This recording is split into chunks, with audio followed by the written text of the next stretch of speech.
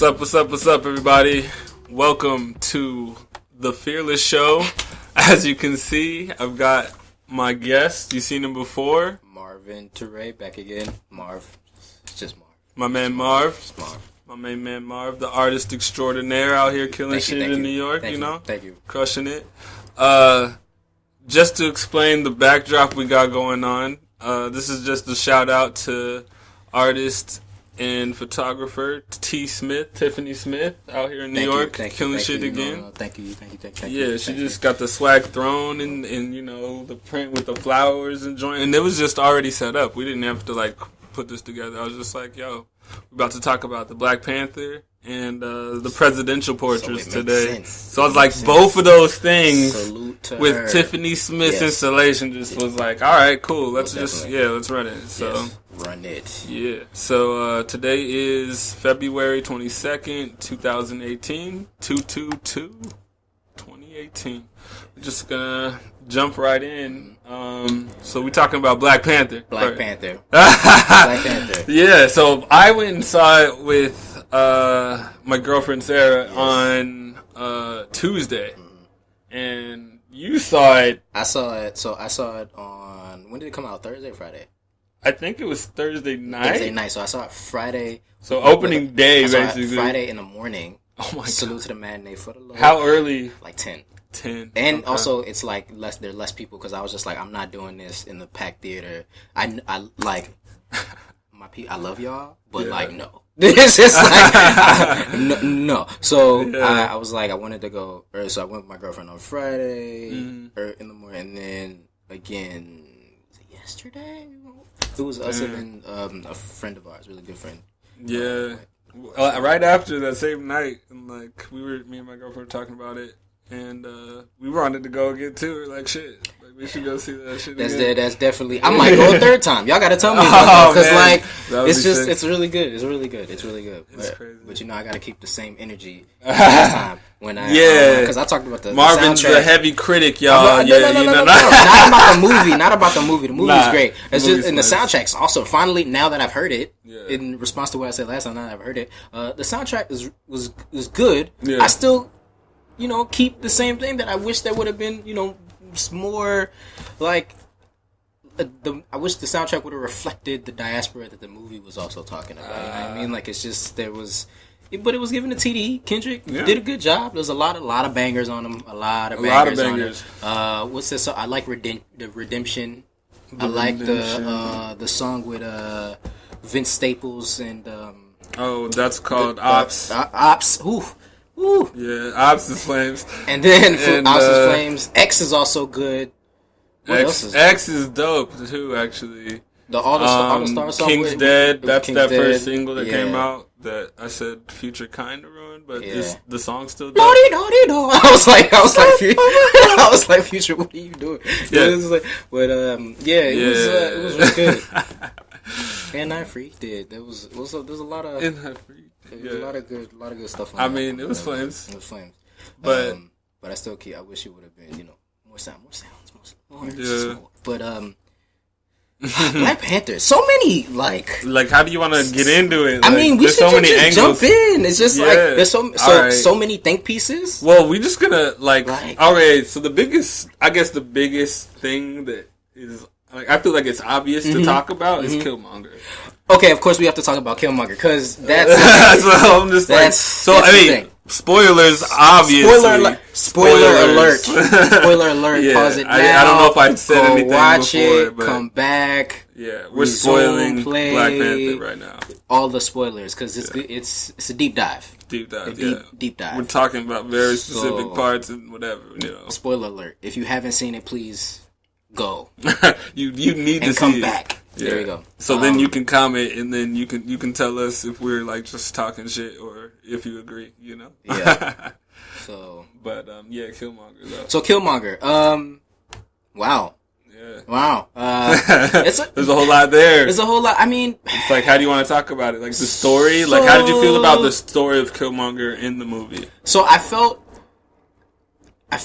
that the story of Killmonger. I felt like it was one of the most complex like black backstories of any kind of like Marvel antagonist. Really? Yeah. I mean, in the movies, because of course they all have complex backstories in the comics. Right. But like in the movies, with the exception of what about Loki? That's what I was saying. With the exception of Loki, because of his familial ties with Thor. Yeah.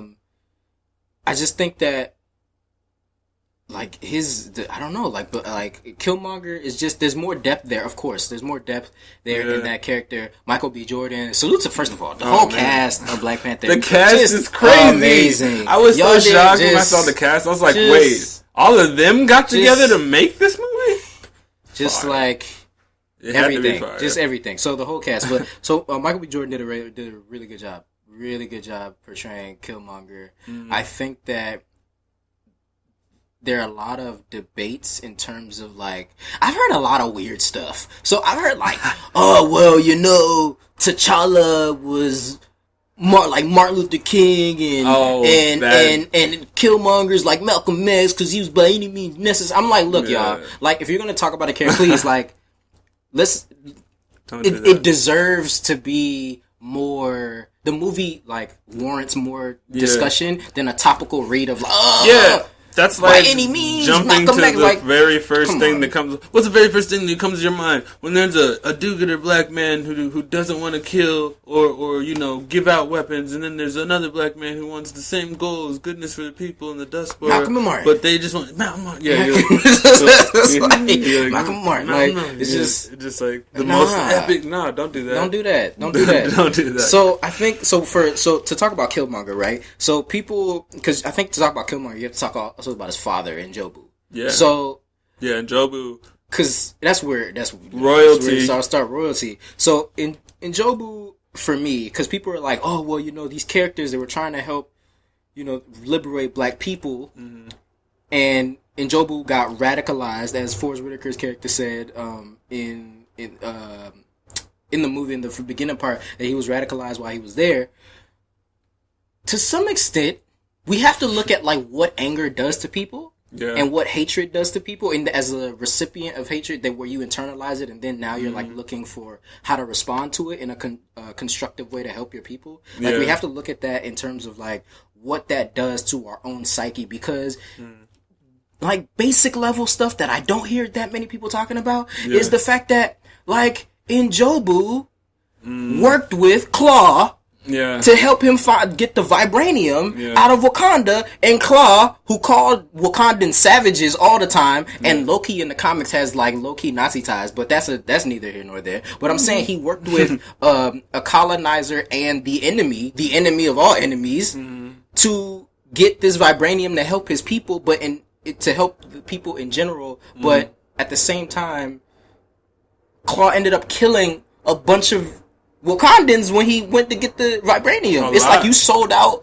your own people to try to help the broader diaspora. Yeah, the place and you came with from and the knowledge that you have all came from a place that you just you sent the boys in because you thought it was for the greater good. That's right, you sent the boys in. Exactly. Why'd you sent the boys in? Why would you your send home? your boys to your home?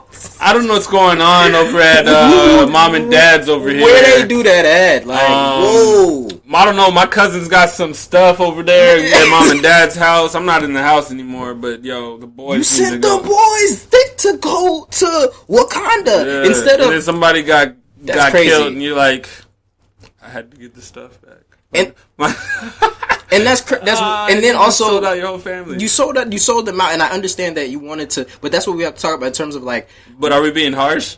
I don't think so. It's a normal question. It's why would you work with Claw to get the vibranium out of Wakanda when Claw does not respect when you're saying you want to help black people in general, and that and Wakanda's not there to help, because of course they're isolationists, that they're not there to helping the diaspora, and there's strife and poverty in other parts of the world, and people are struggling and stuff like that.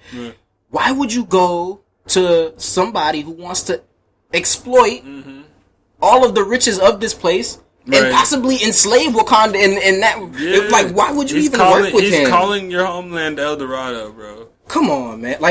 He called y'all savages how many times? You're savages. You know what El Dorado is. You seen what the colonizer does when they get there. Like, makes no sense. You know, like, come on, son. And you know what the crazy thing is? It's like, how are you calling them? You're calling them savages? Yeah.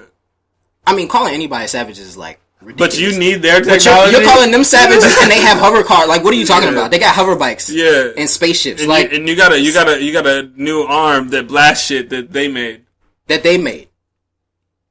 But you can't get anywhere else. There's a bubble right there of where you can put your respectability politics, people. Next time you tell somebody to cut their hair, wear a suit or whatever, they still gonna get called savages when we got flying spaceships and vibranium and arm cannons. Yeah, actually, that was a very and those dope bracelets though. Those bracelets were fire. Get off topic. Bracelets are great with the holograms coming out. For real, they're just like, yeah, like that's lit. We might be having to get one of those. You never know. They could be coming out with that. Yeah, Apple's gonna come out with the eye bracelet. I'm gonna be Google. Since there's no Steve Jobs, it's probably gonna be Google. Yeah, R.I.P. Steve Jobs.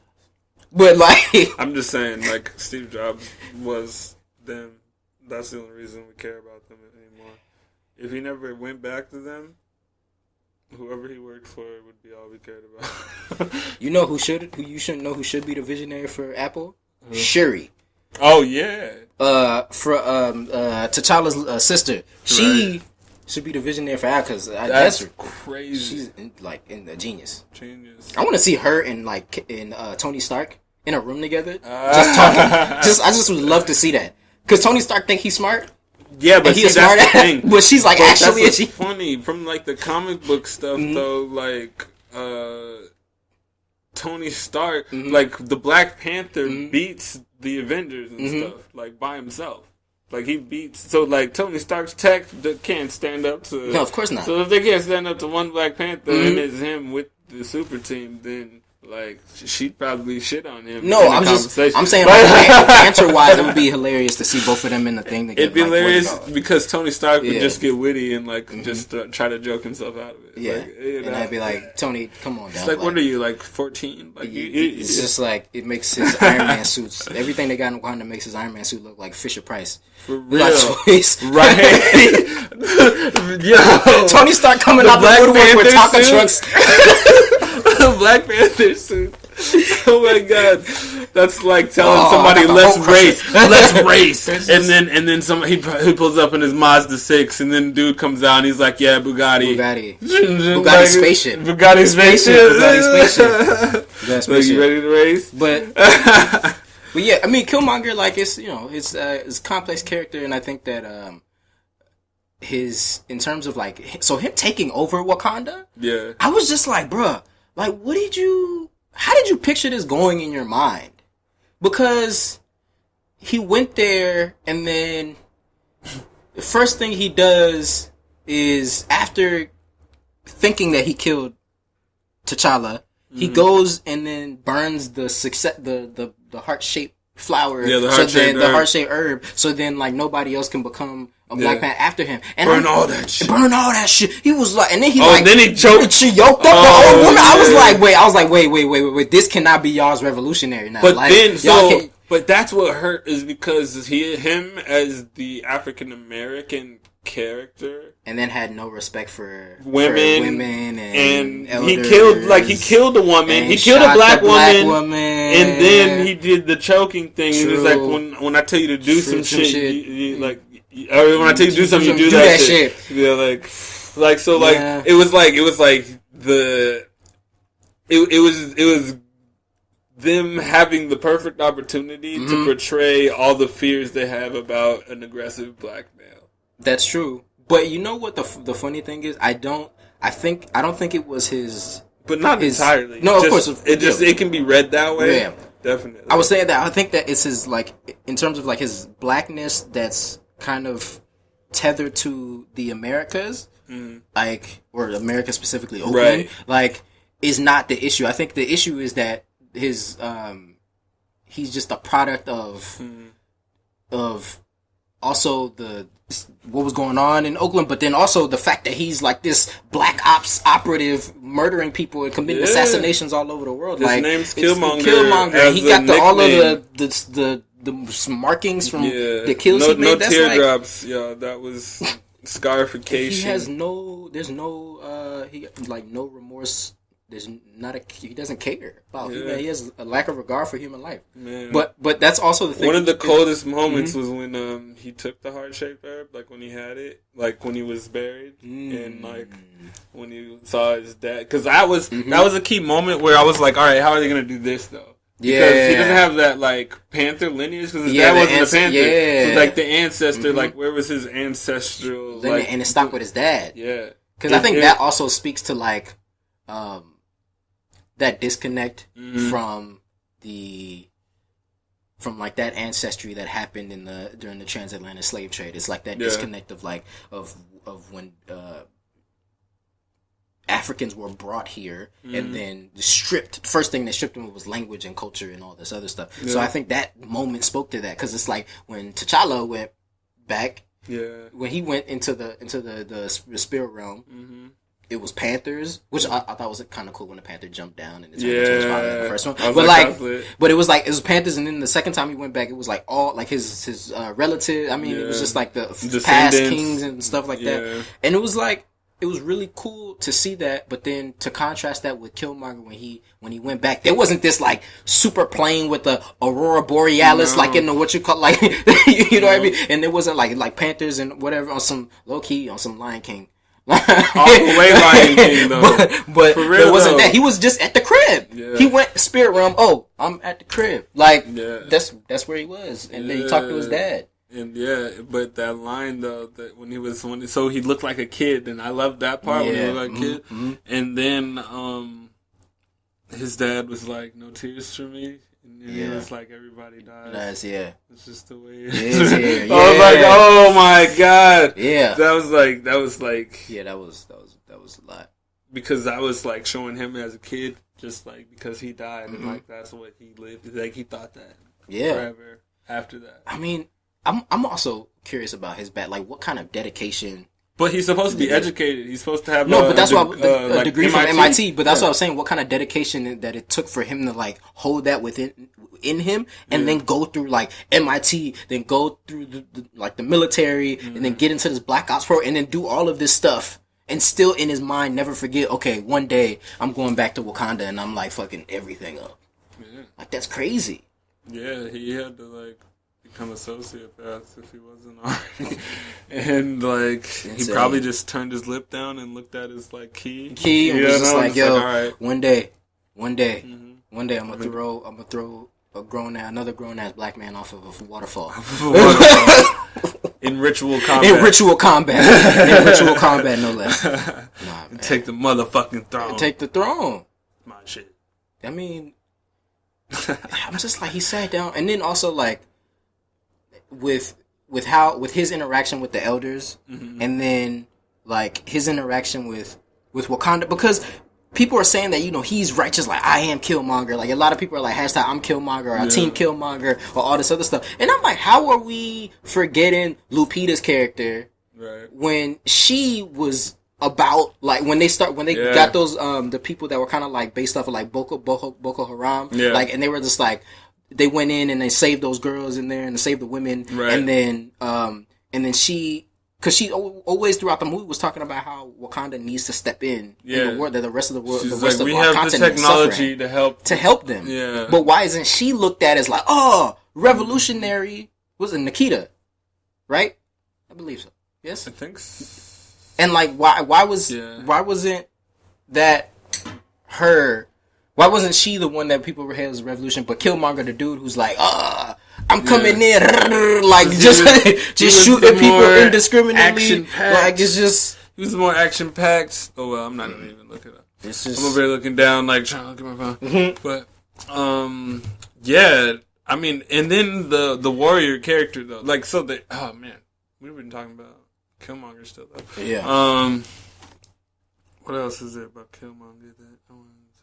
I mean, that scarification, like all those, like when you see all of it, yes, like, that was crazy. Because they did like a 360, the 360 and view, like and it's all down his back and everything, and I'm just like, Nakia, yeah. It's just like, it's funny when this was like, when the general of the Dora Milaje was like, don't freeze.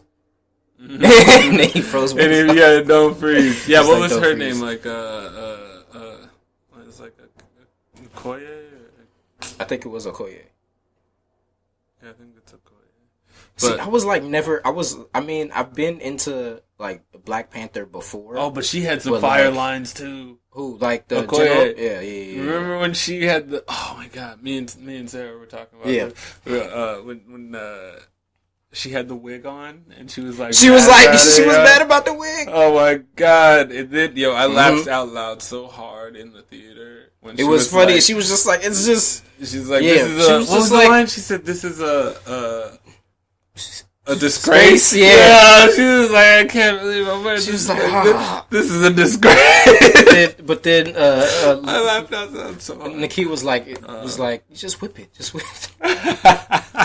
It was funny. Oh man, I think like when I think back at how what I was saying, when I think back of how Killmonger like interacted when he came back to Wakanda, and he said he was going to use these tools. If we look at him as a liberator, use these tools to liberate everybody. Mm-hmm. Why wouldn't you want a succession of power? Why wouldn't you want to shift the ideology of Wakanda to be like, okay, now we're going to be here, and this is going to be an empire? Because he said if this is like an empire, then the sun will never set on Wakanda. Mm-hmm. Then you're going to need a succession. You're going to need succession of power.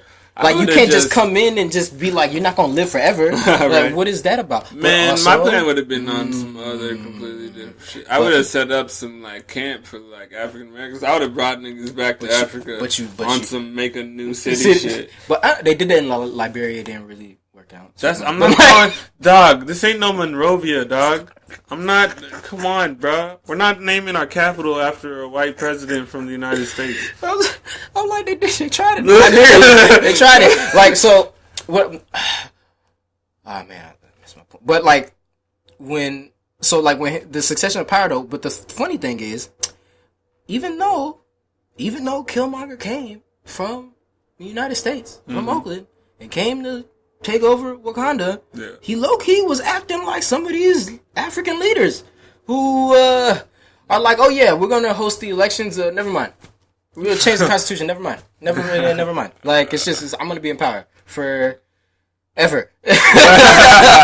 Yeah, exactly. This is like, I'm going to be in power forever, and there's no one after me. This is it. There's no one before me, there's no one after me. Get used to it. It's wild. I still can't believe he burned the heart-shaped herb. That was crazy. Question. Okay, so you mentioned this earlier. What would you have done if you were a benevolent Killmonger? A benevolent Killmonger. What would you have done? That's so funny. If for some reason you had claim to the throne and you went back to Wakanda? Oh man. Well, I mean, I guess I would have still had to go as far as killing the king, or just I probably wouldn't kill him though. I'd just make him submit.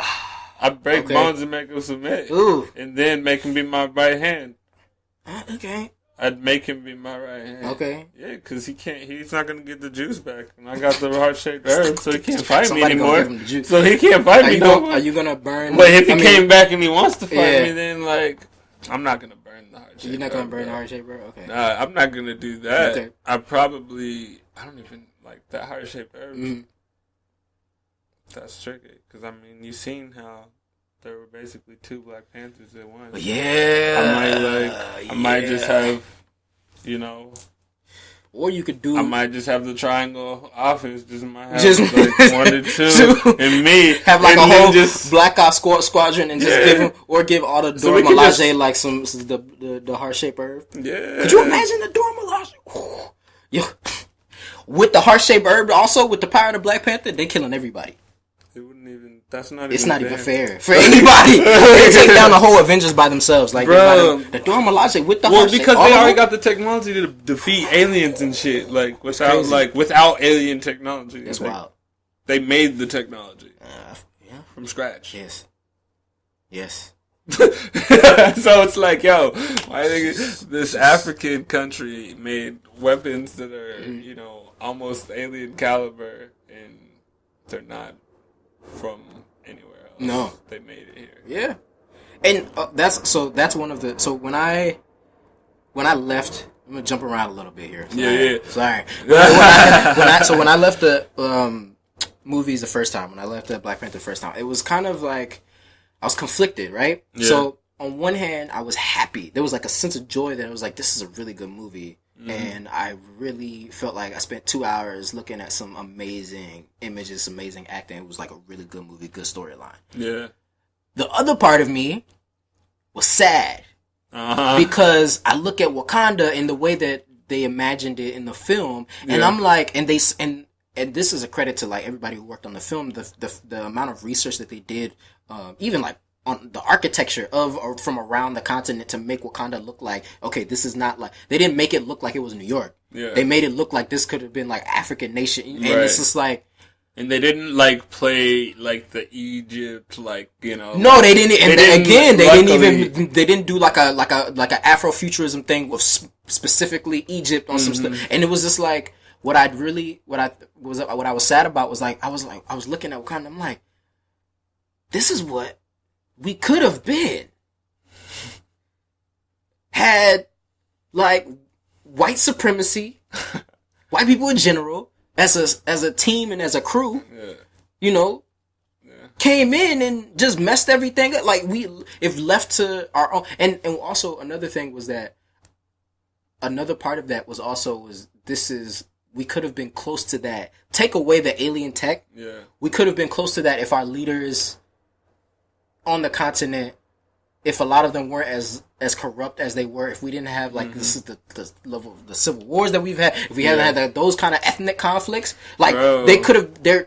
I was just like, that's what I was thinking. I mean, of course, too. They're cities, they're great because I was thinking about it like the continent, this, but like still, well, like I was thinking about it like this because I think about it like money and blah blah. I'm like, oh, who's the richest Black American we know? Oprah. She's not the richest Black person to ever. There's like at least 4 Africans that are like richer than her. Oh, okay. Like overall, they're worth more. I'm surprised. I'm just saying. So I'm just saying, like people sitting on oil. So I'm saying that's what I'm saying. Money. Like there's Africans. So I'm just saying, like in the society where you know there's several Oprahs. You know, like on the continent of all Black people, if there weren't millions of people stolen from somewhere and all of those resources, you know, destroyed and then like left to waste, then maybe those societies could have been great. Yes, and then a sense of after that sadness, a sense of hope came in me thinking like this could be us. Yeah, this can be us. This is very doable. Yeah. This isn't this is like some pipe dream. This is very doable. This can happen. Yeah. We just need to get our. But then I thought about Black Wall Street and work together as like a diaspora. But then I thought about Black Wall Street. Yeah. I was like, well, if we get started, what if they Black Wall Street us? Because you know what, I was thinking about that too. I was just like, okay, so what would African nations like low key have to do in order to start something like that? Like, what if, for argument's sake, African they woke up one day and was like, okay, every foreign, every European, all European hands in our money on our natural resources, we're gonna rip up. They're not worth the paper they're printed on. We're just ripping them up now. We're ripping up all those contracts. Y'all get out, right? And we're gonna start fresh with the natural resources that we have. They would send in troops from other countries to come in and be like, oh, what? Excuse me? Oh, nah, we own this mine. Yeah. Or we own this, and it's and then you have, and then also what would have to happen with people from diaspora like stepping in to help some of these countries in terms of like fighting off foreign powers from protecting their interests in the country and all that, and it's just a lot. It's like because there's no. I mean, I have no solutions. I holding on right now. I mean, there's some countries out there in the world. No, of course, but I'm saying that like. A radical change and a radical shift in terms of like 100% Africans, 100% Black people just owning black ass resources. Like, I would love to see it. Yeah, you never know. I would love to see it. America's gonna be, you know, I don't predominantly. I don't know if Killmonger had the way. I don't know if Killmonger had the way, but. I would love to see it. I would love to see it. How did you feel about how easy it was for his right hand man to do from Get Out when he got mad? I mean, of course, his parents got killed by Claw, but when he came back and they didn't complete the mission as stated, that the dude was so easily just taken with Killmonger when he came through. Oh yeah. Like, how did you feel about that? Where he was just, because I'm just like, what loyalty, bro? Like, I understand he didn't catch him, but this is one mission. Well, that was a weird situation at first. So my first impact, I was like, fucking traitor. I was like, this motherfucking traitor right here. I was just like, but I was like, you still in the second place, bro. Yeah, but I was like, in hindsight, I was like, I bet he had more empathy with Killmonger than with T'Challa. Okay. Because of them both being warriors, frontliners, because he's a frontline warrior, and then B, with like retribution for their fathers because dying. T'Challa's not necessarily revenge seeking. Yeah, he is. Yeah, in Civil War. Oh yeah, in Civil War. Oh yeah, he was all about that. In revenge. Civil War, he looking for was revenge. Awesome. I take that back. He definitely. He was just like, yo, I am taking Bucky back to Wakanda for trial. Yeah. So I guess it's maybe just because he got away that it was like disappointing. Yeah. I was disappointed that he got away. Mm-hmm. Honestly, I was like, fuck the cameras. I was like, TMZ, who gives a fuck? I was like, bro, you don't have to kill him. I was like, look, you can take his arm, take his other arm, and then just walk him with you. Or you could have just taken him around the corner. You could have knocked him out and cut him up in the alleyway. I mean, there's that. I mean, you got super jumping. You could have literally just let's go over here. Let's go over here. You know what I mean? There was a lot of other things you could have done. Right. Yeah, I don't. What were your like kind of your initial reactions when you saw the movie, like afterwards, like right when it was finished? Like, what was?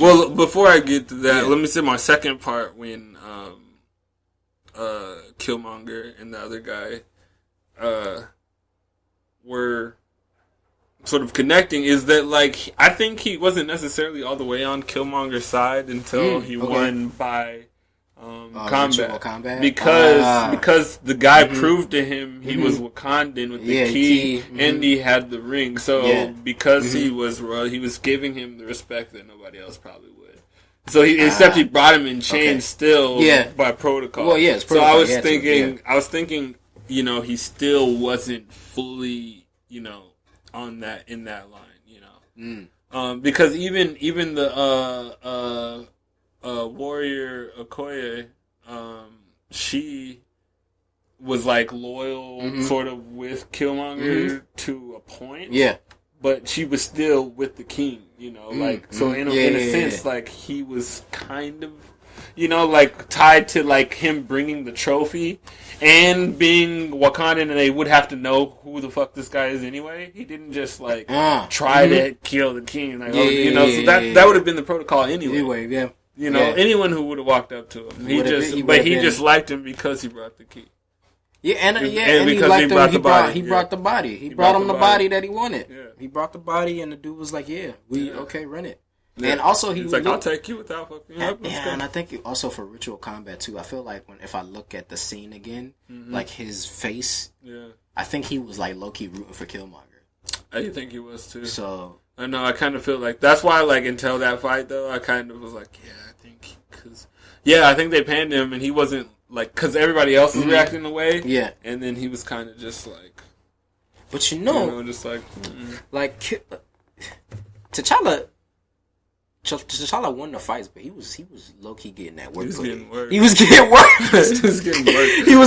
in the circle. He was looking like the Punisher in the Punisher season. Remember how Punisher was getting like more fucked up than like actually fucking up people. I ain't watched. Oh, you ain't seen the Punisher, bro? No.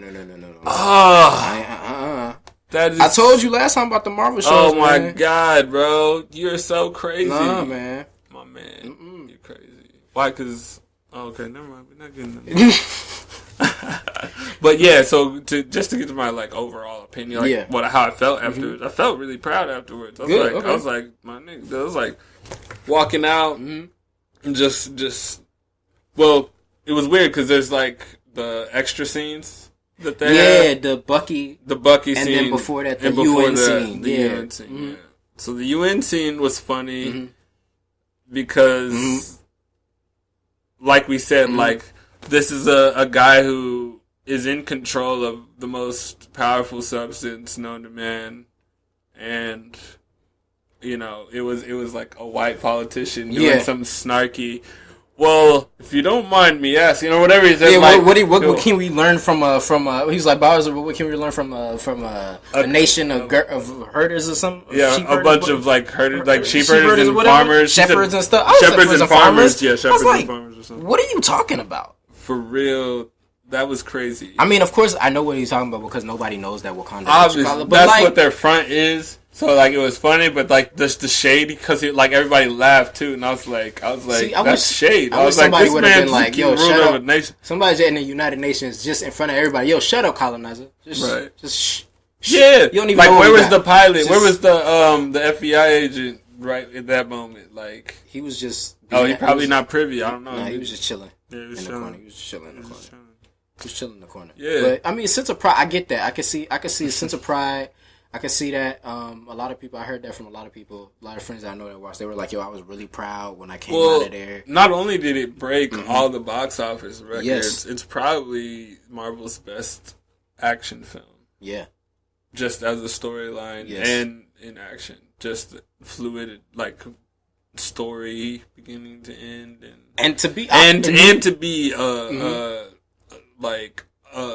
almost this. A segue to their next film coming out of the Captain America series. So, like, his intro in the Captain America Civil War, and then this movie, and then they tell you that he's going to be in the next one. So you're like, oh, shit, we get some more Black Panthers. Like, but he signed for 5 movies, so I think that's going to be... He signed for 5 movies? Yeah, I don't know if these like count as 3. 3, yeah. But like, yeah, he's got to do like Black Panther will have at least 2 more appearances after this. After the next. I mean, y'all gave Iron Man 3 movies, and that third one was trash. Yeah, that third Iron Man was trash. I don't know why. Why did they think that was a good idea? First of all, when y'all switched, I mean, I understand. Like Marvel, the one good thing they do is continuity with keeping the actors. Terrence Howard.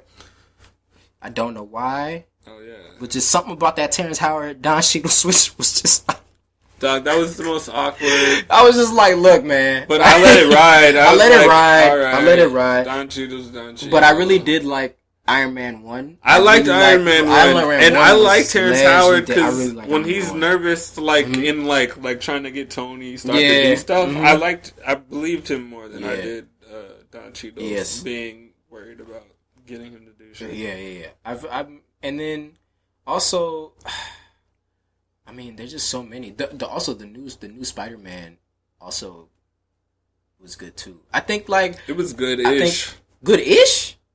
I think it was better. I think it was the best. I think Spider-Man. It was good until they like gave us like a troll ending. This Tony Stark like. Where he with the Pepper Potts. That was so trolling, bro. Engagement. That was annoying as fuck. That whole last 20 minutes, bro. I was like, what is this now? I mean, I think that like you know, like and then, like he was acting like he was joking, but he's serious. And then he was actually serious. Yeah. I think what I liked about it is that I think this movie, if anything, got like really captured how much of a kid Spider-Man is and how goofy he is. Yeah. Nobody else really, the Tobey Maguire movies didn't do it. No, they just made him look after that. Like he was just a weirdo, like not a nerd. Like Tony Parker's a nerd. Like he's a nerd. Like he's just socially awkward and a nerd. He's so like smart and like funny kid. That's all. That's all. That dude was calling him Penis Parker. That was his stuff. But that dude, like Peter Parker is like he's super smart. Yeah. And he's also goofy. Right. Like, and I think they did a good job of tying in all of the questions that people have about Spider-Man when they're like, yo, if Spider-Man was not in New York if he was out there in Kansas, he'd be useless. Remember when the time when he was in the suburbs and he had to run across the golf cart and he was like, and then nothing came out? Yeah. And then, I mean, you couldn't grab on nothing because there were no trees around. Yeah. It's just like, it's, you know, it was funny. There was that humor, and I think that's what Spider-Man needs. But I'm looking forward to, what was it, Infinity Wars? Infinity Wars, because I really want to see how they're going to tie in Black Panther's now kind of, he has his own universe now, and in with the rest of the storyline. That usually means one or two characters from their universe can cameo. Yeah, and what's good is that I've already seen in the commercials, and some of the trailers, is that they're gonna be in Wakanda for some of the battles, or at least one of the battles is gonna be in Wakanda. So that's cool. Tight. Which also might not be cool because I'm like, didn't the aliens found Wakanda? That's just like, or who found Wakanda? So that's but yeah, I'm looking forward to it. I'm looking forward to that. The movie was great. Soundtrack was great. Soundtrack was good. Keeping the same energy. But I think, oh my god, like the in terms of how advanced Wakanda is, and like the place of women in their society. Oh, that was the best part. Just was the way the best part of the like movie, painted so perfectly. Just perfect. Like, damn. The best part of the movie. Like the wisest person in the movie was a black woman. Yeah. The smartest person in the movie was a black woman. The most fiercest fighter in the movie, a black woman. Like, all those jobs, different people, different. I don't know what else you asked for. That was crazy. It was crazy because it was like there was still like gender relationships, like in norms. Yeah. But there was complete like equality in terms of like respect and, you know, just like work or whatever. Like you could literally do anything you want. Yeah. So. It was, and even some of the heads of the families were women. Yeah, and that was in awesome. The council. It was like awesome to see like women in the like elder council. Like, no, it was great. Yeah, for one of the tribes, like the leader of a tribe being a woman, being a talking to the great. Other tribes. Like, and the spy also Nakia was like really good. Yeah, Lupita's character. It was just all around. The movie just did so much to show how, like, what an advanced society. Fully black ass advanced society could be. Yeah. And it was like, but also there's a question of like isolationism and like how that kind of tied in, because you're isolated and then Wakanda was like, we want to keep what we have sacred and we don't want to share it with anybody. So in order to keep us safe and our people safe and our resource safe, that's giving us the ability to do all of this. Like, we can't intervene with everything that's going on in the world. Yeah, you know what I mean? I mean, because if I think about it, right, Wakanda as with their technological advancements, if I'm thinking about their technological advancements that they had at the time of the slave trade, right? Let's even just say in terms of like an arc of like where their technological advancement is. Let's just say that that nation is as advanced as we are now back then when the slave trade was going on, right? So like with like automatic weapons, all this other stuff, and like bombs and everything like that. Because I'm thinking if they intervene in the slave trade, of course the Europeans aren't gonna want that, so they're gonna the world. So they're gonna come to Africa. They're gonna fight, but they can't. But how, can they? I'm just thinking about like around. Legend would get out and everyone would come for it. Everyone would come for it, but also. But if it was out everywhere, and like because like they said they had their spies, their war dogs were everywhere. So like that's the same way it would work, as if you did have that in place, because that's what Michael B. Jordan was trying to do. Killmonger was trying to just get their technology to their own war dogs all over, not just like all world, like not all war dogs. But here's the thing though: if they had intervened at that time, the rest of the entire world not the entire world, but the Europeans would have fought as they were, chopping up Africa in the Berlin Conference. Like they were, they would have had to wage war on all of Europe, and low key because they weren't going to switch there, because if they have a ideology of like of white supremacy and this idea of like this kind of manifest destiny and all this other stuff, like there's no way that I feel that Wakanda, if they had intervened at that time, could have let the Europeans live, like exist, in a way that isn't almost like that is almost like a very, very, very, very, very small portion of like in terms of like their scope and their breadth of what they were able to do at the time. They would have to like completely wipe out all the weapons that they had, maybe even in some way enclose them. I don't know, maybe make up some border wall. Maybe make up some wall. Maybe build a giant wall. Build a wall around all of your and pretty much like cage them in, because like there was no, because they would have not been like, okay, well, y'all want to stop slavery? Oh no, they would have fought back. So you would have been at war against all of Europe with all of their technology at the time, but you would have had more technology, more weapons, and would have been able to dismantle it. But you're just not gonna beat them and then just like come home. Because then they're gonna rise up again. So you're gonna have to like squash them once and for all. That's a lot of work. That's a lot of work. Do you want to take over the world or not? Because that's the question. Because if you intervene, we have to take over the world. That's it. It's like we can't just help everybody. You can't just help them. You can't just be like, oh, okay, we're gonna stop the slave trade and then boom, boom, boom, boom. You would have to take over the entire world. Yeah. So I guess the kings and the ancestors were against taking over the world. And that's the question though. It's like I don't know if you can be. I mean, it's messed up, but like to take over the world, especially if that's not in your character, to be on some like parasitical like nature type stuff, like really on some like, because the only way you would have to like create, you would literally, because you wouldn't want your own people like to like not have like shit that Wakandans have. So like you'd have like New Wakanda.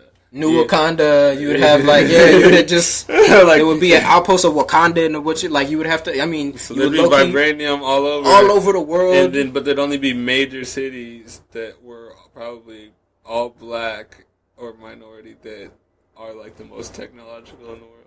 That's the only place that it was sent to build those structures. And stuff. You know what? Like, that would be, so then that whole shit would just be. You know what I kind of wish though? I wish that like, well, just for me. Yeah. For shits and giggles, like if Killmonger had like dreamt, or like had a vision of what Wakanda could have been like if they had actually taken over the world, and then they actually put that in the Marvel. They weren't gonna put that in a Marvel movie with like white people being in bondage. Oh my God. But like if Killmonger like went to sleep, like if he went to sleep or whatever, and was like, oh, this is my vision for the world, and then next thing you know, you just see like spaceships and people being led in chains on space. Like they weren't gonna do that, God. But that's what he was talking about. He wanted to enslave. Yeah. He wanted to overthrow the current power structure. From Oakland. It was like, hey. He was from Oakland. It is what it is. I mean, but the hardest line, I'm going to end on the Black Panther talk. With what we started with, some Killmonger shit. My favorite line in the whole movie was when Killmonger was like, bury me in the ocean. He was like, this is like with all the ancestors that jumped from the ships because they knew that I would rather die than live in bondage. And then he pulled the spearhead out of and slumped over, and it was done. Death was better than bondage. That's wild. Yeah, that's like that was the hardest line in the whole movie for me. That was like a real cold, eerie kind of. Because that was him talking about the African American part of him, and not the Wakandan part, and being like, "Y'all left us." Like that was him, like y'all, like that. But that's a real conversation. He's like, "I'm here because of that pain." Like that's why he died saying like why he was here. But that's a real conversation that low-key needs to be had in long form in terms of like that conversation will be had. The African, the Black American, the African American, I'm not gonna like go back the on Afro Latino, the Caribbean. It's like I don't want to throw shade on like diaspora. It's like crazy. The billionaires I mentioned that are richer than Oprah, but I'm gonna have to assume they're descendants of slave traders, black slave traders. I mean, that's also a topic that people don't want to talk about. People don't want to talk about the black slave traders. Talk about it. I get it, but we kind of need to talk. But actually, people do. Ghana I think in the early 2000s. Don't quote me on this. I think around 2006. I think they issued an apology for their people who may have participated in the slave trade. Think they issued an apology to the descendants. That's not bad. You know, I mean, hell, that's more than the United States would ever do. Ever do. They didn't even apologize for MLK after a federal judge found out that there was somebody in the government responsible for the assassination. That literally came out. That's public knowledge, and nobody cares. I mean, it's not a lot to apologize for. Like, the government killed all of our leaders. Like, the Black Panther, the real talk is the Black Panther, like people think that the Black Panthers were a hate group. Like, people who don't know what the Black Panthers were think that they were like a malicious, like militia driven, like crime and punishment sort of like, gang, basically. But they weren't. They were not. And I mean, I think that also comes to the point of like, if you control history and who controls the narrative when it comes to writing the history books, because also people have co-opted the legacy of Dr. King. Yeah. And because Dr. King right now is just synonymous with nonviolence, anytime there's a protest of like an unarmed of like a police officer killing like an unarmed person of color, like, and the people, or if a city riots or whatever, and the first thing Republicans or people like to say is that, oh, well, Martin Luther King wouldn't have approved of these people in the streets and doing all this, and he's for... I'm just like, look, like, his legacy's been co-opted also, which is why you can have anybody who has like any little grip of DNA connected to MLK can go into the White House. Oh, yeah. And just be like, oh, because, the legacy of my great-uncle, Dr. King, is that of working with, and that's why I want to sit down with Trump. It's just like, it's ridiculous. It's like, it's ridiculous. They're going to make a mockery of all of our heroes, and they're going to rewrite the history the way they want to. Well, speaking of history and our heroes, our leaders, let's talk about the presidential portraits. We got Kehinde Wiley, painter, who did Barack Obama's. And then we have the female painter, Amy Sherald. And she painted Michelle Obama. And, yeah, basically, I mean, this, like I said, the backdrop and everything, this ain't just Black Panther. This is also... kind of in line with Kehinde. You see the flower joints and the pattern joint, and you kind of leaning in the chair like Barack was. You got the Barack chair lean. So, but which one do you want to start with first? So, it's not so much. I mean, like Issa Rae say, I'm rooting for everybody black. So when anybody black like succeeds, I am happy. It is a win for everybody. It's great. However,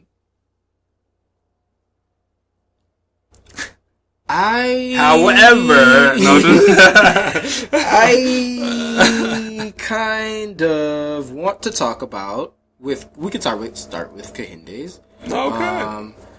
I want to talk about how when we talk about like reading art, right? Understanding art, fine art, comprehending art, like understanding its intricacies. When you see a painting or you see a sculpture, any type of art, from somebody who's well versed in breaking down art in the Western context versus just somebody off the street who just doesn't know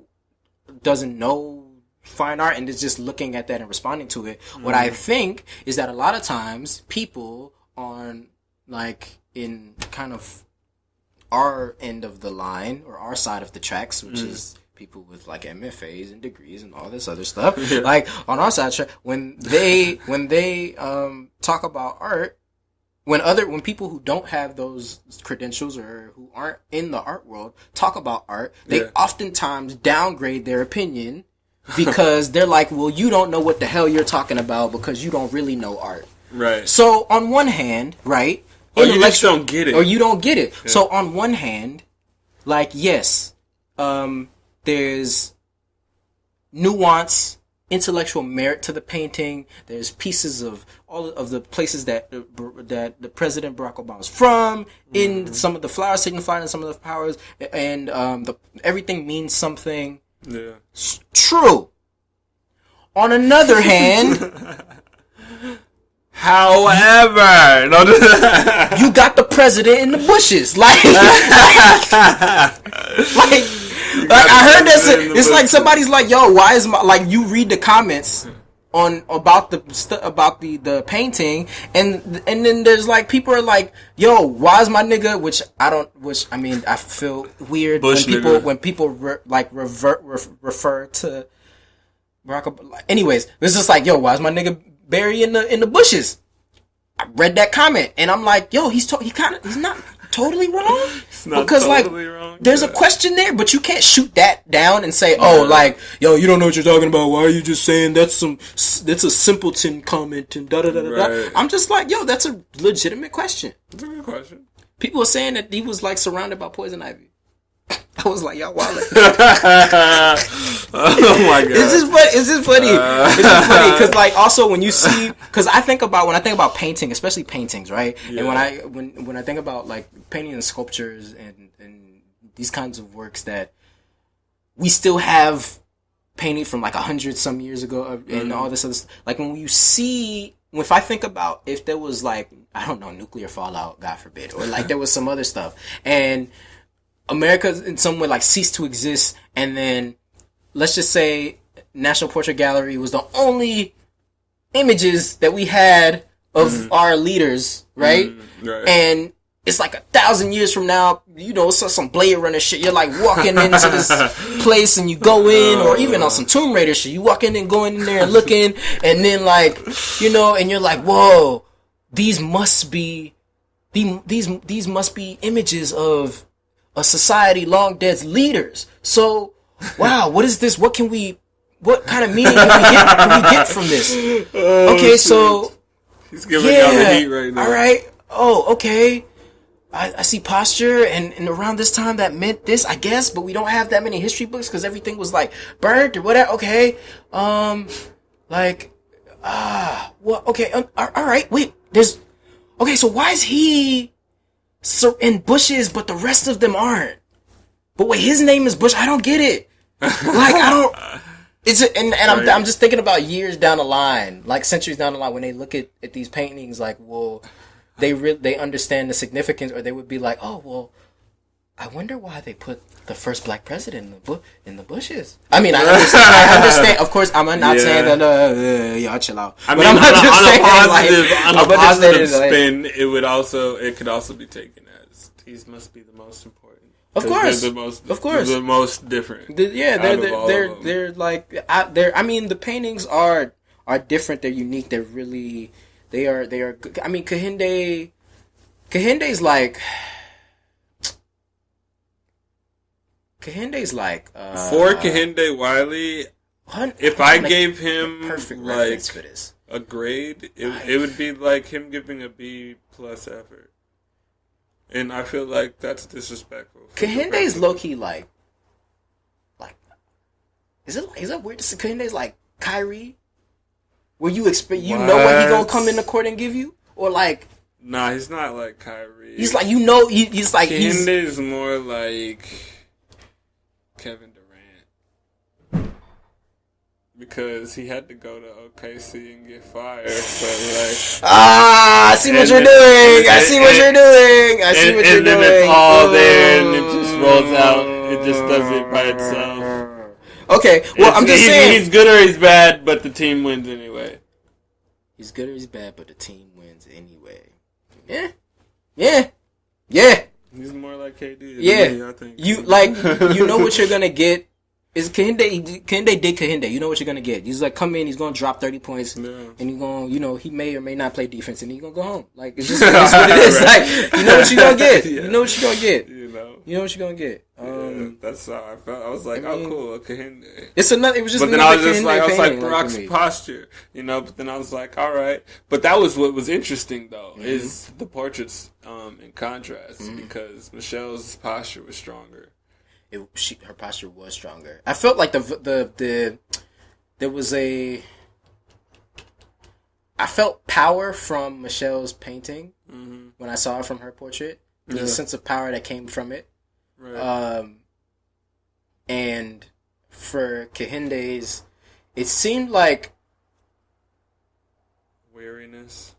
Right? Like, yeah, it seemed like because I was gonna say vulnerability. Yeah, vulnerability. But there seems to be like a kind of unresolved vulnerability there. Like there's a sense of like underlying confusion in it as well. Right. And I'm like, I don't know where that's come. I'm like, what is?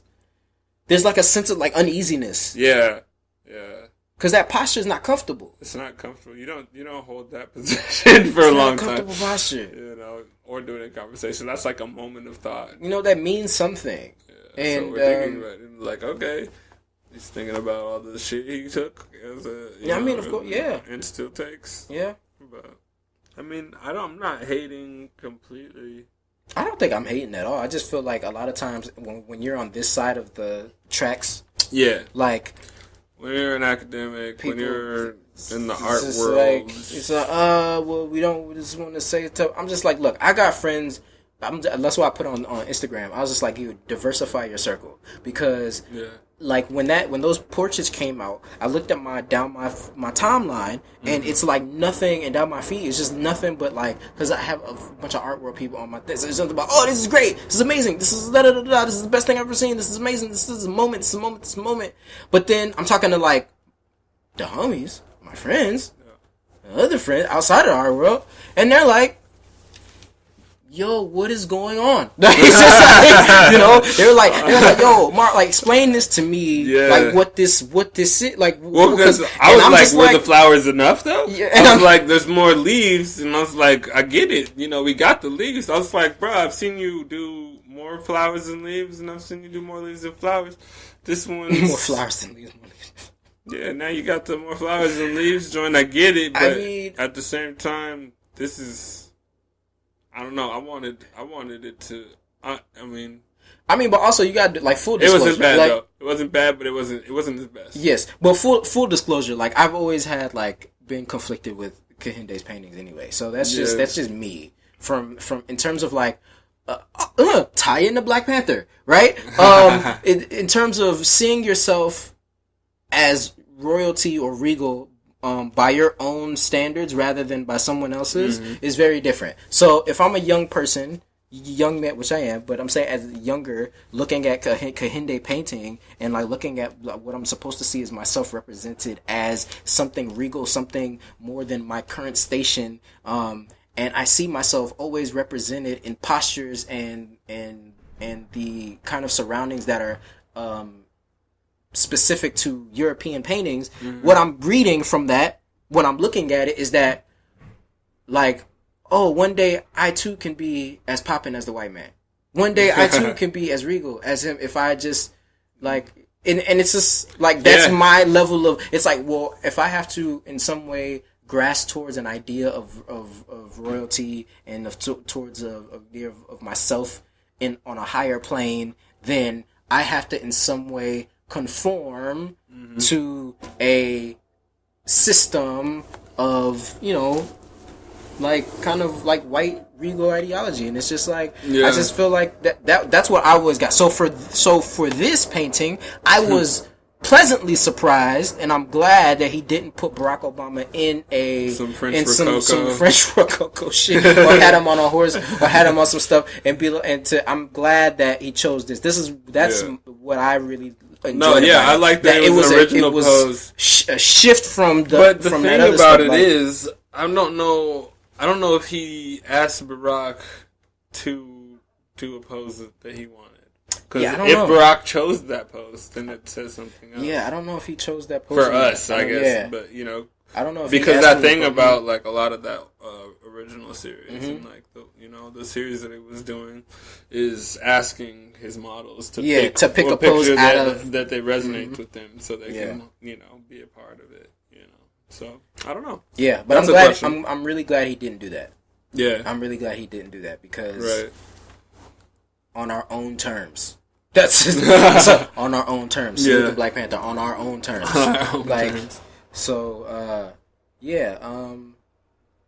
Michelle's portrait. Yeah. Amy Sherrill. I know there was some people who didn't necessarily like the. I remember. I think I was watching. I forgot what I was watching. They were like they took pictures of the portraits on the street, which is great. They took it on the street and asked regular citizens what they felt about how they felt about it. They were like, it doesn't really look like her. Some people was like, I don't know who that is. Some people was like, it might be Michelle. All this other stuff. And you know, I mean, at first glance, for me, I didn't think it was Michelle until I looked closer. Like, I had to like zoom in and I see it. But she made her look a lot. It seemed like she was younger looking in the painting, like a younger woman, and like. But that was fine. But then it was just combined with the strength. I felt like the style was like that. It was way more stylized than the Kehinde one. That's definitely for sure. Yeah. But somebody said. I mean, somebody might not understand what that means. So. Another comment that I heard was, they were like, why they got Michelle out here looking like the Gross sisters from the Proud Family? I was like, that's kind of. I was just like, wow. I was like, what? I was like, but hey, like if you look at the Gross sisters from the Proud Family, and you look at the way her skin was painted, like and I mean, and again, I mean, of course, I wouldn't say these things as refined as my art palette is, but but I'm saying that, like, I think what I find interesting is how non-art people respond to these works, because at the end of the day, we create in this bubble, right? But a lot of us are talking about people or things that exist outside of this bubble. Yeah. So it's very important to never lose sight of the people and never lose sight of like the broader world of where all of this stuff is sourced from, because there's something to be said when like people outside of the art world like have like these paintings are sparking up such controversy. It's like, you know, and I mean, of course there's other stuff in the news cycle that have like buried that kind of stuff, but there's like, you know, at the time it was, you know, it was kind of, I mean, you go online, it was like up and down, depending on like, just flip a coin. It was crazy. 50-50, like. It was like, I mean, my feed was entirely full with, like, on all my social media platforms, was just the portraits. Yeah. It was like, it was like memes of them, you know, like, it was like Barack, like, smoking in the chair or something, and, like, they were changing all of these things. They had, that Barack one was meme. They put so many in the Barack. They had Hannibal Buress put himself in it. Yeah, people put themselves in. It's just like, it was so much stuff that they were doing with that. Yeah. But, like, I mean, and now it's the Black Panther that's all. That's all on the feed. I mean, I think that, like, again, I'm rooting for everybody black. I enjoy seeing ourselves in those rooms that we don't necessarily get into all the time. Yeah, I definitely am glad. That was Barack's whole. Yeah, I know. It's in the rooms that we're not been in, but I'm glad that, like. They also had black artists do this for the first, black first lady and black president, and I think that it's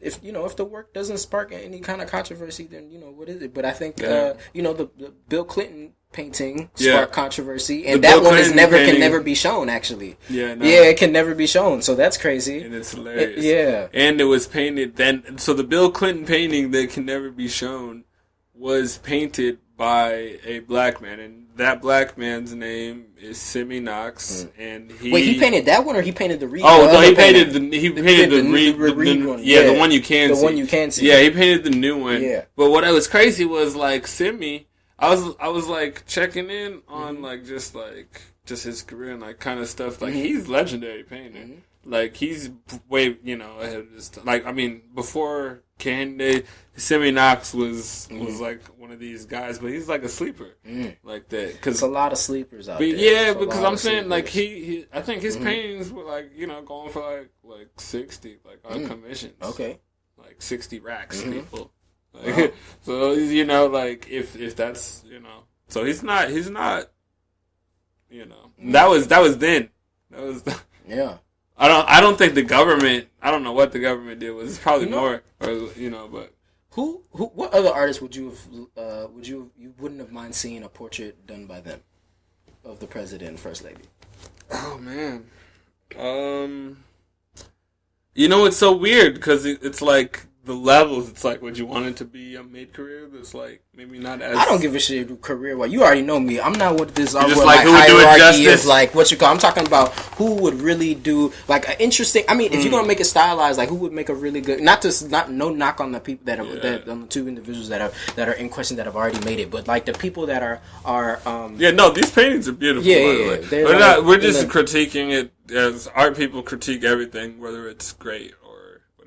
You just have to critique it. That's just, Even though we put the disclaimer, fuck a disclaimer. I don't care. That's just I don't care. But like, so I'm saying that like, talk your shit. Yes.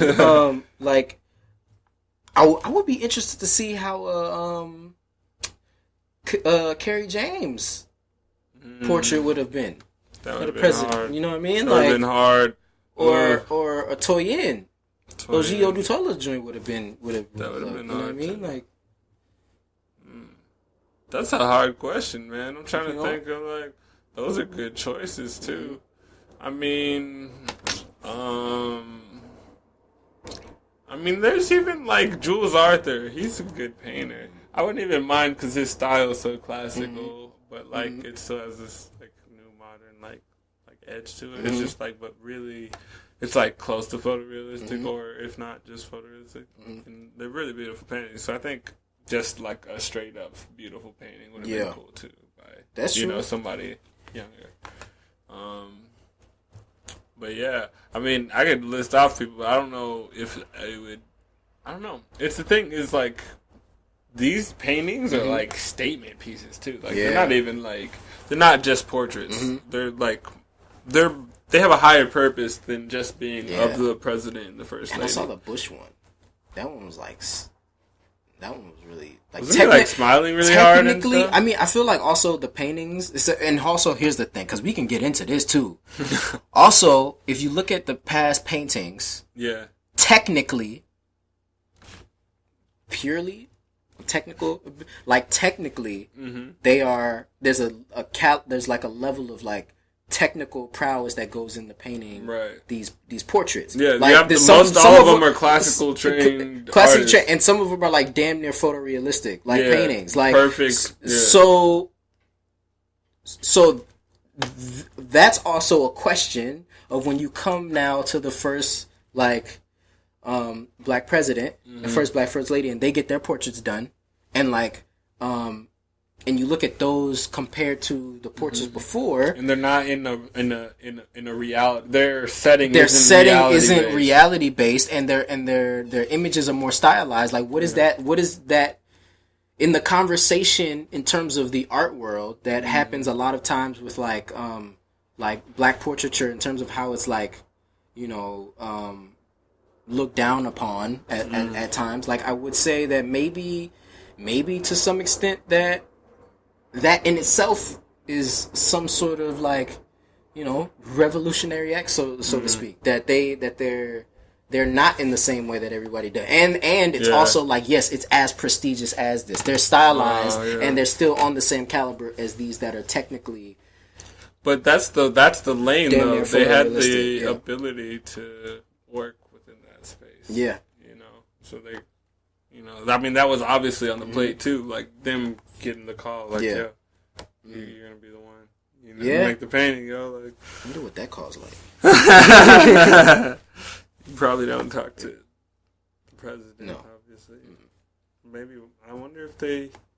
Yeah, I'm like, damn, when did they get to meet him? Like, cause I know they met, but I don't know if it was like how do you even do that? Yeah, but, like, I mean, I because all of these are questions, and I always want to think about average, everyday people when I think about works of art, fine art. Mm-hmm. When I think of regular, everyday people who walk into a gallery space or walk into any of these like halls or museums or anything and are engaging with these pieces, is like, what do these pieces read like to them? Because, like, the art was gonna say whatever the art was gonna say. Like, art and the intellectuals in the art world, academias, they're going to say... Yeah, like, guys, what do you guys think about the presidential photo? Exactly. Like, you guys, look up the presidential portraits of Barack Obama and Michelle Obama, painted by Kehinde Wiley and Amy Sherrill. And let us know in the comments what you think. Like, you've been hearing us talk about it. And, like, off first glance, what... Because they're both very different styles, And our first reaction, don't read no think pieces then write a comment. There's a lot of think pieces. There's a lot of think pieces. So don't react to the think pieces. Well, I mean, you can. Fuck it. I don't care. Like, you can have a talk about, like, oh, I read this, blah, blah, blah. What do you think? I might, we can shout you out and answer that question next time. Oh, yeah. Most definitely. But is there anything else you want to talk about? No, I mean, it's just so much stuff happened. This is a lot of random stuff. It's just a lot of random stuff happened. Because I just knew I had to talk about those things, It's just like a lot of random stuff happened in the world. Do y'all like current event, like just current events? Just there's so much stuff. The government is just all over the place. We need to everybody just move to Wakanda. You know what I mean? Move to Wakanda. And just like. It's like prayers up for the victims. Oh my god! You know what I mean? Like, I mean, school shooting and all this definitely. Stuff. Like, that's crazy. Condolences to all the families, all the people affected in Florida from this terrible high school shooting. All the stuff that's been going on in Florida. I feel for Florida, man. I don't know, man. I feel for everywhere. It's just like happening everywhere. It's just crazy. I mean, Syria's still fucked up. Like. Nobody cares about them, and it's sad. I mean, I don't know if, like, the financial crisis that killed a bunch of people and a bunch of countries is resolved yet. I just know it's not in the news, so, I mean... So that's the thing. It's not in front of my face, but there's probably a lot of people still saying there's so much stuff going on that, like, I realized the second time I left the theater while I was, like, I didn't want the movie to go off because I was just like, I actually want to move to Wakanda. Yeah. Like, whatever they got, we need it.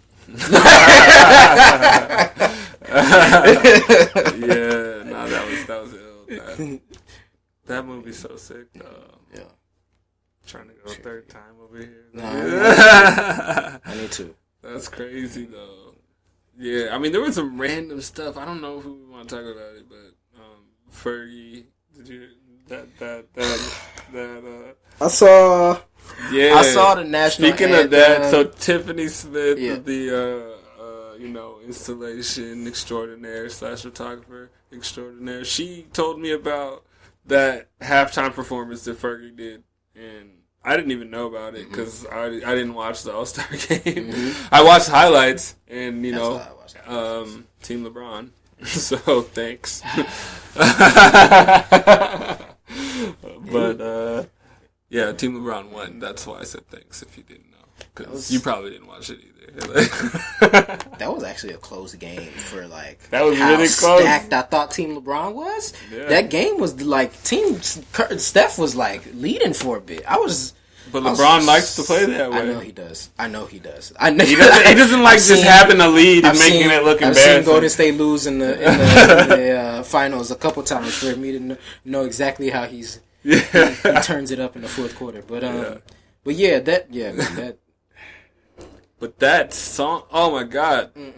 No. That was crazy. No. I was like, I was trying to figure out. I was like, are they in New Orleans? Like, is this like a theme or something? I was like, they're in the West Coast. A jazz I don't understand what's happening. Is there something in the world jazz related that just happened that I don't know about? Look, is she like paying? Like, what happened today or something? Like, what is this? And first of all, like, I need to like go back and put this full disclosure, right? Full disclosure.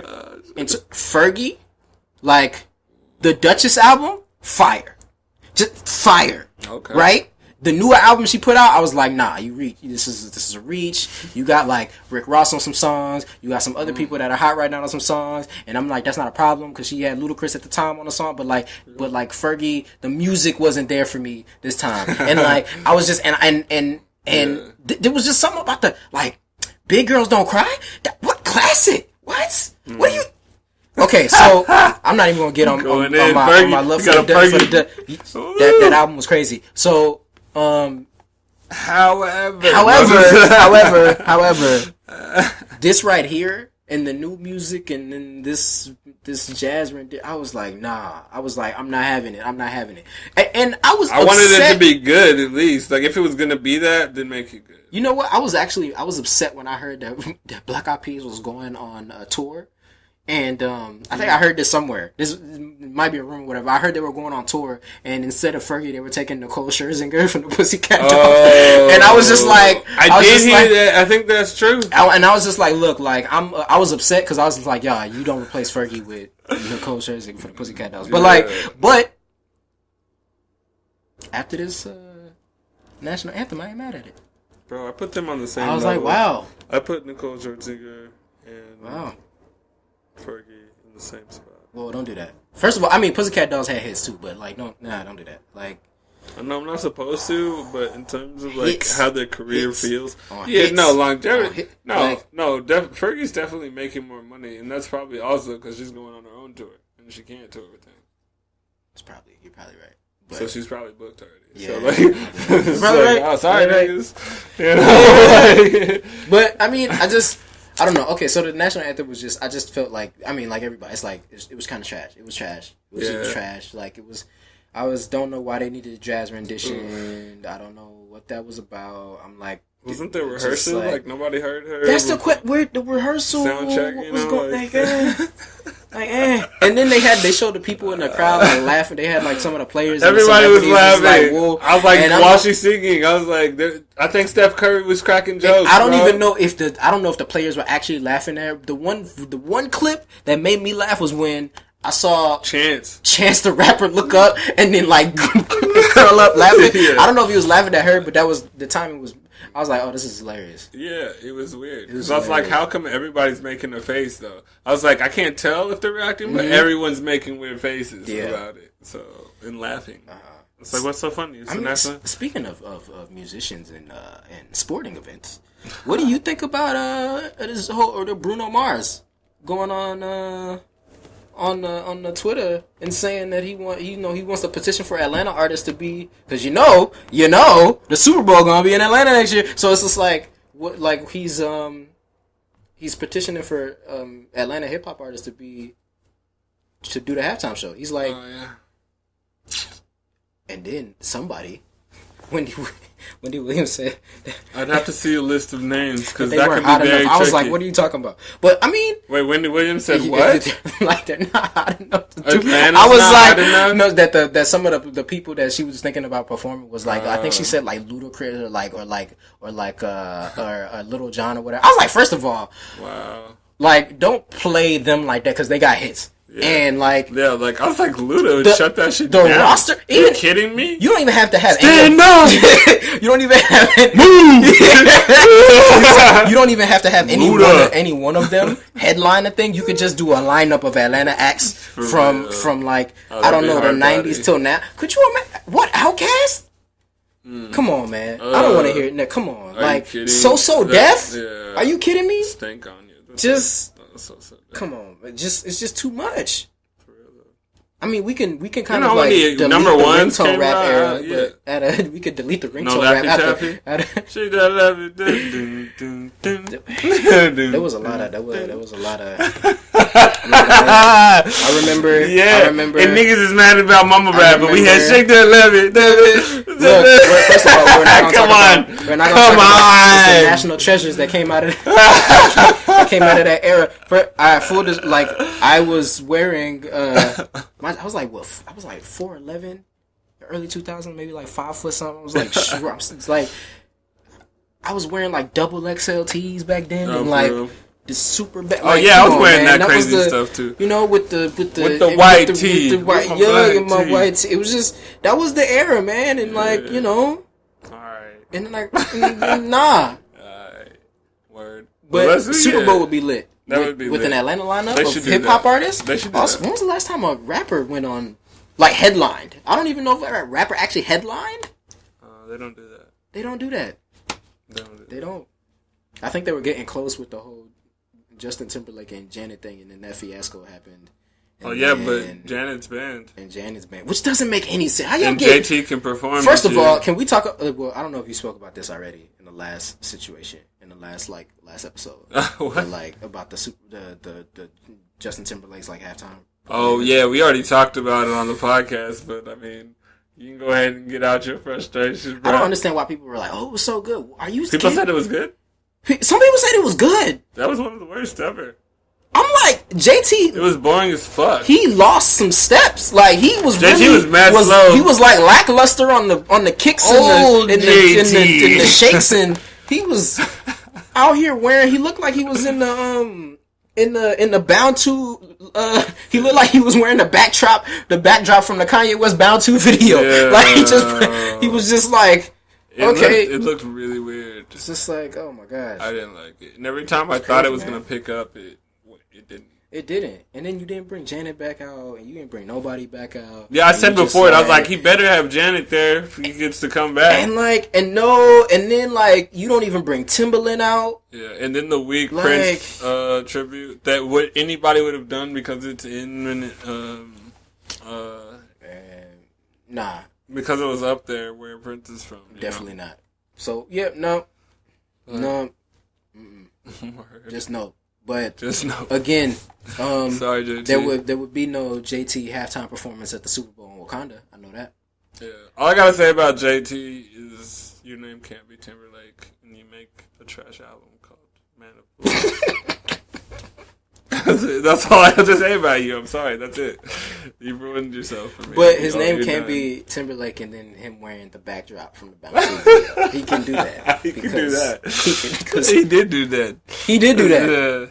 But shit, man. Just like, what kind of fabric do you want for your for your suit there, Mr. Timberlake? Oh, did you watch the video for the Bouncy video? Oh my god! Look, say no more. It's ridiculous, man. Crazy. No. Shit. Yeah. Move to Wakanda, people. We're going to Wakanda. We're going to Wakanda. Yo, if y'all listen to us spoil the fuck out of Black Panthers and you didn't watch it yet, you need to go get tickets like ASAP. Go watch it. You'll understand everything we were saying. Yeah.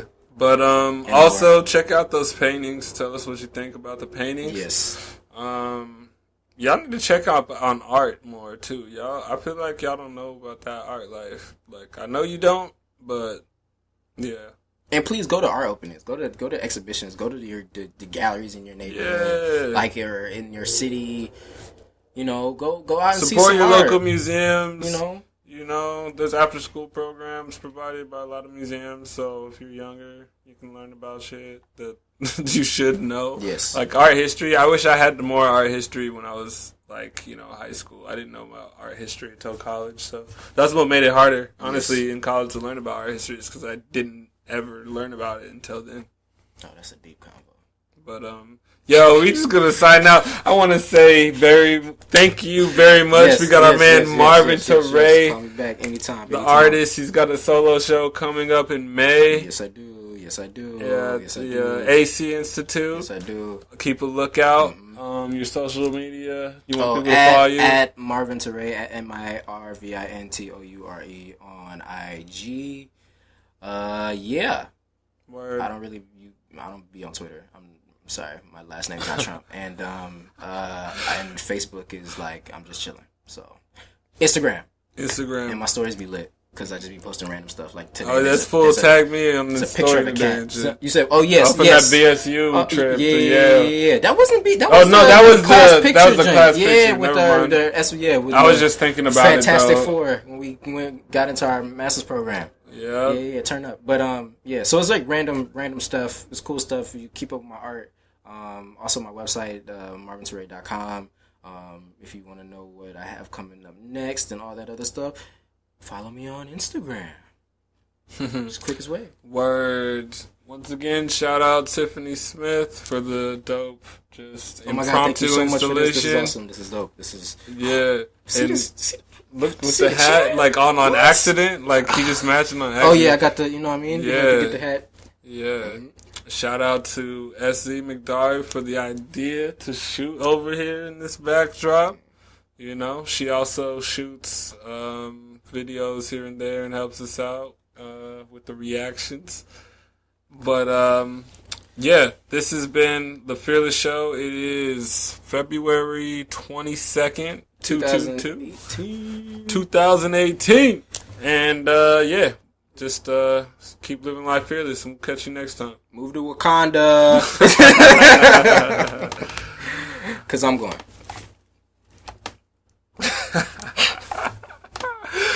Peace, y'all.